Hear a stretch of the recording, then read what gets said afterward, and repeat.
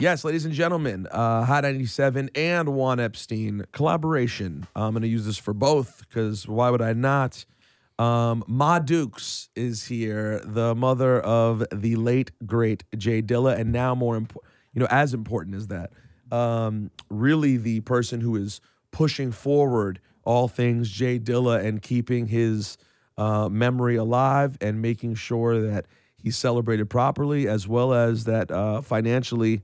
And we can get into some of that a little bit. Those who should be getting, reaping the benefits of his hard work are, which was for a long time an issue after Dilla's passing. So nice to meet you, Ma Dukes. It's a pleasure. Pleasure's mine. Thank you. Tell me who you have with you today. I have with me the head of my foundation administration, Diana Boydley, and she's not only the administrator for the foundation, she's also the marketing director, etc. Okay. She handles everything. All right. Yes, indeed. I have Lil Key, who is going to just bring new light, new life into Dilla for young people, because the concentration now and moving forward is for young people, education, and merging hip hop with education. And Lil Key, you were on Jermaine Dupri's TV show. Yes, the rap game. And how old are you? I'm 16. 16. Where are you from, man? Baltimore City. Oh, you're from Baltimore. Yeah, Baltimore City. Yeah, all man. right. I'm from D.C. Okay, Right. right down the street. Yeah, spent a lot of time in Baltimore. Mostly at Orioles games, but you know what I'm saying? I'm still there nonetheless, all right? Some record shopping here and there, too. Well, pleasure, man. Nice to meet you as well. Same to you. So there's a lot going on with Dilla right now. Yes. Before we get to the book and the audio book, et cetera, the music that Lil Key will be doing, let's start with the Smithsonian this past weekend. Wow. What's been going on? What did they do? Dilla's MPC, where was it? Give us the whole thing. Well, it was with me, like most Dilla things, These two particular items were separate than the built-in studio for the home, which we still have.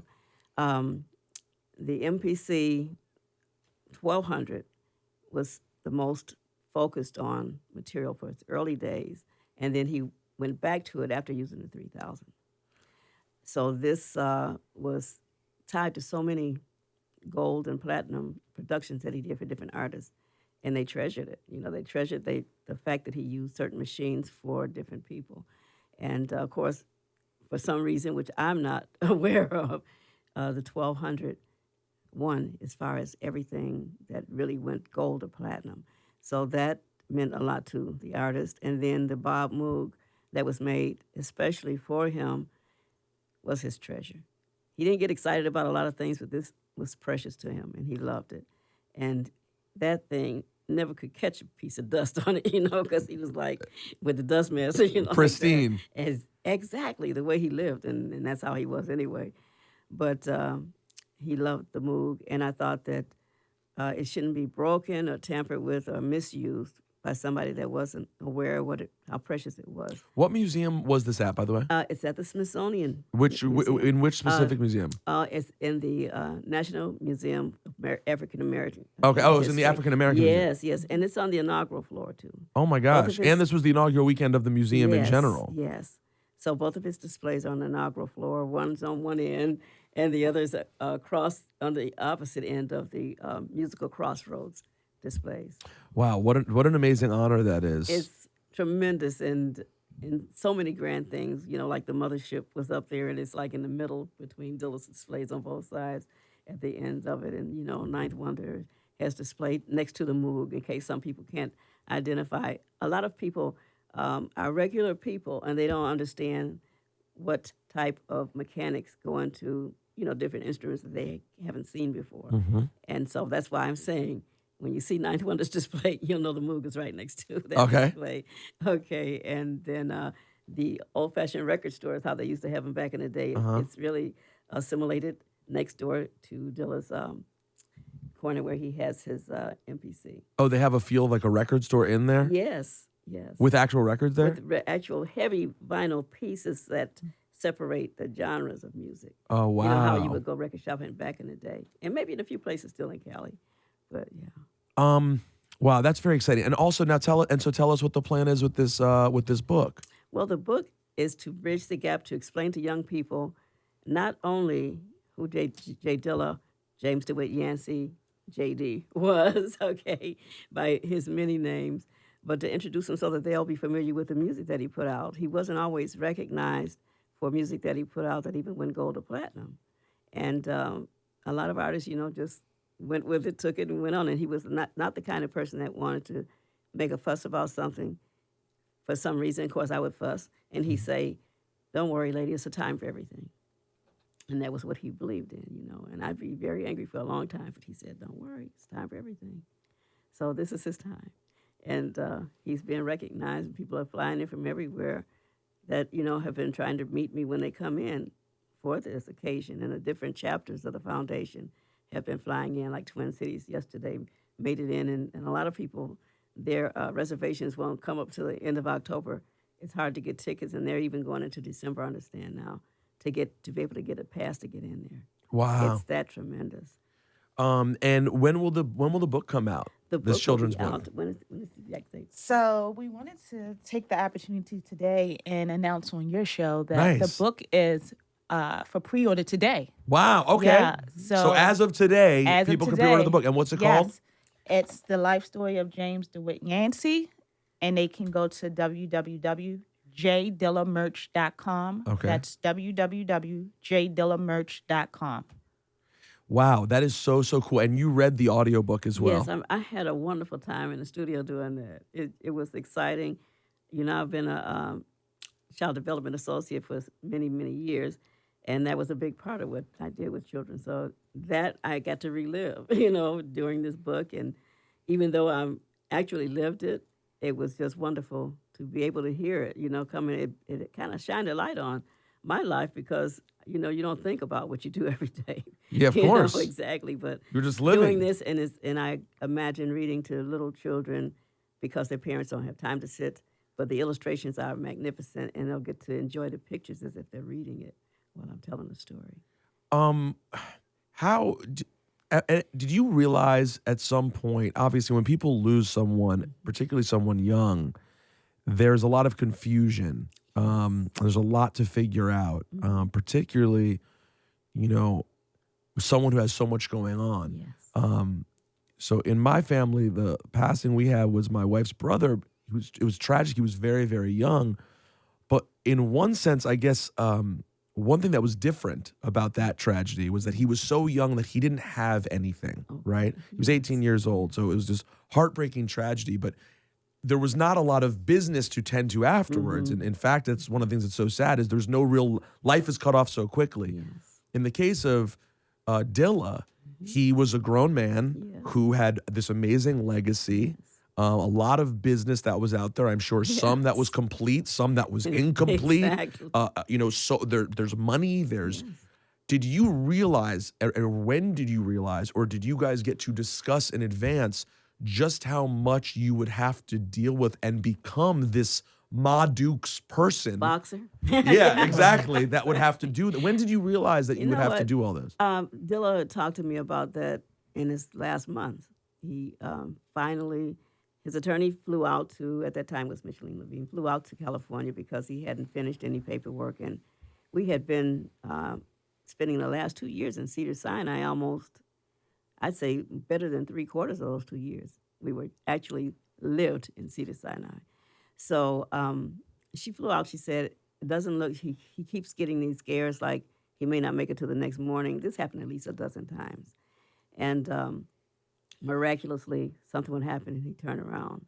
But he was a fighter, and he was determined because he hadn't finished what he had on his mind when he got sick. And this is what propelled him into doing and finishing The Shining and to do the Donuts album and everything. This is what he did in the hospital. So actually, I began to bring pieces of studio equipment up to the hospital each day. So Little I did by what little. I could in crates of records, and I go record shopping with J-Rock, and we get some stuff together because I knew I had to keep his mind off of his illness, and music was the only thing that he loved that much that he would not think totally about being that sick. He knew. So that, how did the conversation? Yeah. Did he say like, but you're gonna have to handle? Well, he says, he has 2 daughters, and it's 2 different moms. Okay, so he's like, I don't want you to have to deal with a lot of BS. He said, tell Michelina, bring the paperwork and I'll fill out what she's been calling about. Well, I didn't know at the time what that paperwork would have been, and it was for a will, and anything that would happen to him. So she, brought the paperwork to the hospital, and that morning, for some reason, even though he knew she was going to come, he didn't want her to see him in the state that he was in. So he said, "No, I'm not seeing anybody." I said, "Well, she just flew out here from New York, to bring it, and you have to, he said, "Get the papers. I'm not seeing anybody." And it's a certain tone that he used, and he wouldn't raise his voice, but it was something that came across. You knew it was serious. I knew that don't play mama, play my business manager, because I was always his Detroit business manager. So, okay, I knew my place, and I listened, and I went downstairs, met her, and said, "I'll have to take it up. He's not going to see anybody today." And it was times like that, but when you've been sick so long and so ill that you can do nothing for yourself, you just don't want to maybe be seen in that state. Of course. Yeah, so, and he was very, very careful about what he looked like. If he had a session with Busta and his hairline wasn't right, he wasn't catching a plane to New York. So it was like that, and that's just how he was. At what point in life, and I've never known this, maybe I already should, did you know the illness was potentially going to be bad enough that he could not make it? We knew 4 years before he passed. 4 years before Because he the passed. doctor came in and told us, but they didn't realize it was lupus because they never looked for lupus until the third year. This happens all the time. And because the fiction was not correct, as far as that illness. No one knew. There is no cure to the day. There, of course, new things coming about, and we still donate and accept, partnership in that. But there's no cure. They don't know how it comes about because it's autoimmune disease, and it happens to different people, and it's not a woman's disease, as they say. Right. As we know now, there are a lot of men coming forth and happen to have it. But not knowing how to treat it, you just jump to the first conclusion. Well, where did he come from before? He just come from off tour. So automatically it's like, oh, he caught a virus or something happened. He ate something or something, contracted something overseas. And that's where they barreled into. But it wasn't. And he did have a blood disorder that he had to have plasmapheresis every day for a while. And that's some big chunks intense. of money. And big money, yes. Every hospital stay was no less than $250,000. And that's for a couple of weeks at a time. So it was crazy. Did you, before he got sick, did you have the same level of involvement in his career? Because there's a lot of people that have very talented children and they know that what they're doing is amazing, but they may not be caring to hear all the filthy music. But you know what? But see, I'm a real Detroiter, and I go back in the day, and my mom, he probably learned a lot of that from my mom. I can't say that he didn't learn a lot of those words, and so you always enjoyed it. I always enjoyed every piece of music. I didn't raise him to swear because I was just that straight-laced Christian woman, supposedly. But I before I was his mom, I was still a Detroit girl, Yeah. raised up in a black bottom. So, it was nothing new. He always would, when he recorded if you listen, he always did two versions. And I would hear sometimes cleaning up for Marine in the studio. So they have to do a version to take out some of the stuff they'd be saying, especially the Frank and Dank. Frank and Dank stuff is very, very dirty. Raw, very raw, but I love it. Yeah, it's so the truth.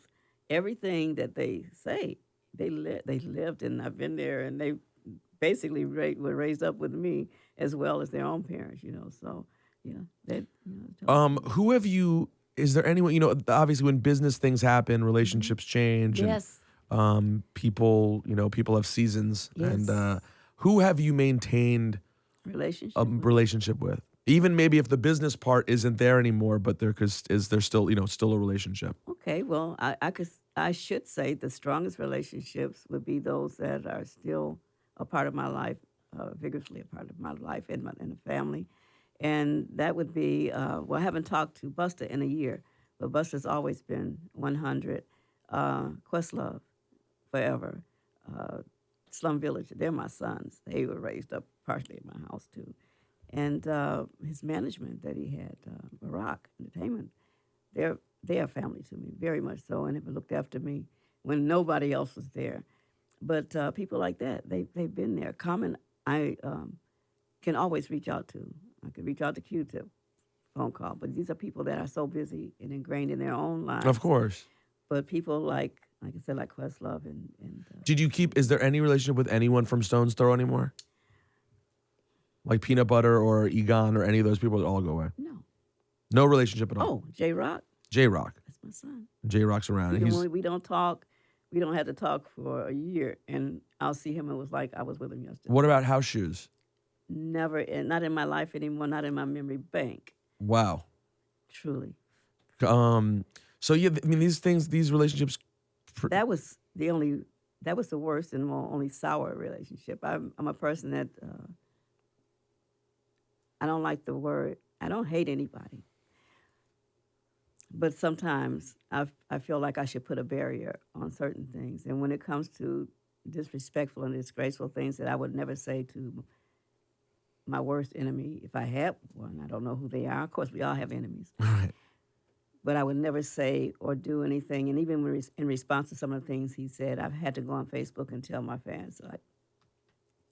I just pray that no one disrespects his family the way that he has disrespected mine. Wow. And that's all I can say. And I hope that his family is well and his children are well. But I don't have room in my life as a spiritual woman to have involvement with that type of person. What about BBE? They just put out a re-release of the yes. Peter was James Hart. And we talked. Peter and who we Peter runs BBE, right? Yes, he is the head, even though he has someone else, doing a lot of the work, Lee Bright and those. But I could maintain communication. And you see the release that they just put back out for the 20th anniversary. Yes. I did make some notes and say, yes, I'd be happy to give you comments for it. And I spoke from my heart because Dilla truly loved them and respected them. Not only did they respect him as an artist, they gave him his creativity. They had faith in him, and they didn't try to do like a lot of labels do, is structure what you should say because they have the pencil for the check, but they have not a clue what the people want Right. or what's right. Well, it seemed like regardless of anything, like from a music standpoint, and I know that I know things didn't seem overly sour, but things went a different way with Stone's Throw. Yes, it's not But nothing personal, bitter, but nothing, but they always still seem to show so much love to him. But like it seems like with Stone's Throw and BBE, he had these two places that just thought he was the greatest. Yeah. Like and the things that BBE allowed him to do or helped him work on. Welcome to Detroit. Yes. Being as experimental as it was. Same with Donuts. I mean, we never heard anything like Donuts before, And one thing that I really enjoy as a record collector and record nerd is these re-releases on 45. I'm a big 45 person. And the funny thing is, I was so late to 45s that I didn't even realize quite how big a part of Dilla's life it was until much later. Because he's been spinning records since he was 2. I know. And that's all they had was 45s and 78. Exactly. And I just didn't put it. It's weird because as a DJ, even though I was a DJ, as a hip hop DJ coming up in the 90s, you just thought about 12 inches. You weren't thinking about, and if you're not a producer, if you weren't a digger like that, you didn't think about it. And then as I became this 45 head, it became so cool. So now when I see all these Dilla releases, in my I bought a jukebox recently for my home. Oh, okay. And I have like all these Dilla records in my jukebox, because they re-released The Shining, so I have So Far to Go in there. Yes. And there's just a bunch of random ones that he's had over the years. Do you guys plan on continuing to always come up with sort of new merch things and limited releases and things like that? There will always be limited releases because of he has a permanent place. His legacy is solid now, and children will know who he is from all over the world. It's a wonderful thing. And I spent the last 4 days, there in the museum taking pictures with not just adults and old hip-hop heads, but like myself, but also with young children that have parents that were part of hip-hop and R&B coming up, and they have taught and played this music around their children. And a lot of them really love it, So I think it's a lot to be said. I think the communication and language that's given to children along with the music, because we all have that. Music is nothing but light and energy. And we all can possess and maintain some of that. Even autistic children love Dilla's music. What's your favorite Dilla production? Jeez, you know what? the one that warms my heart the most is the Suite for My Dukes that Miguel Atwood Ferguson did. But at one time, Vibrant Thing was my very top one because Really? I'm that kind of girl. Like, I'm like that. You like that party that record. funky beat kind of Yeah. thing, I spent the evening with George Clinton the other night and had a ball. It was like, okay, and I haven't lost my old self, and had a wonderful time. Even ended So up you on like the stage. whole Vibrant Thing, breathe and stop, up tempo. Breathe and Stop vibes. is my daughter's favorite, and till the day, and it's just I think it's the energy that comes from it, and the music that we feel that we know is truly a part of who Dilla's person was inside. He had a funk side, and then he had this other side that nobody could quite put their finger on. Well, I want to tell you, at some point I would like to sit down with you for a longer time, when we have time, because it's there's so much stuff to get to, Yes. and I want to hit you up because I actually just got booked, for my first ever gig in Detroit, Wow. in November. I'm coming out there, All right. so I definitely want to hit you up because I've never, Please do. and I've been to Detroit one time, Okay.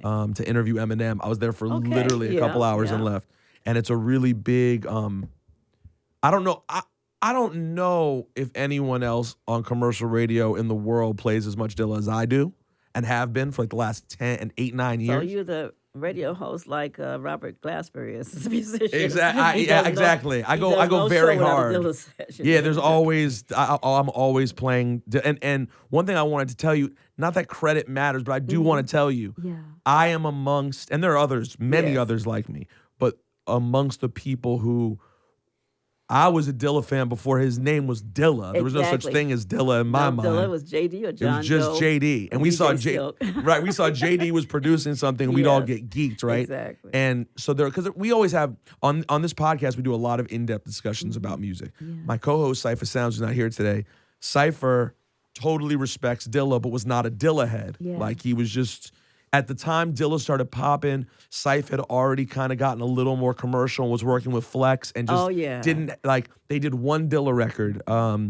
They did the Tribe Called Quest record on the Funk Flex Okay, album. yeah.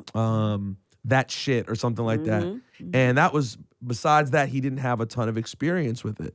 But for me, I was among those people who his entire career we watched and waited. So a lot of people don't understand that Dilla meant something before he passed away Exactly. to But a lot of people. Thank you. I'm glad you understand that. That's one of the things that eggs me so because a lot of people only know the Donuts era. Yeah, no, and they don't realize They that don't this was a know whole that thing it was- from the Far Side and Busta and all the way, and Keith Murray and all the Exactly. Tribe and all those records. There were those of us who were just sitting there like waiting on every single thing he did. But anyways, I commend you and thank you for everything you're doing, all you guys are doing to push this forward. People like myself, I promise, will never stop. What record did I play on the air last week?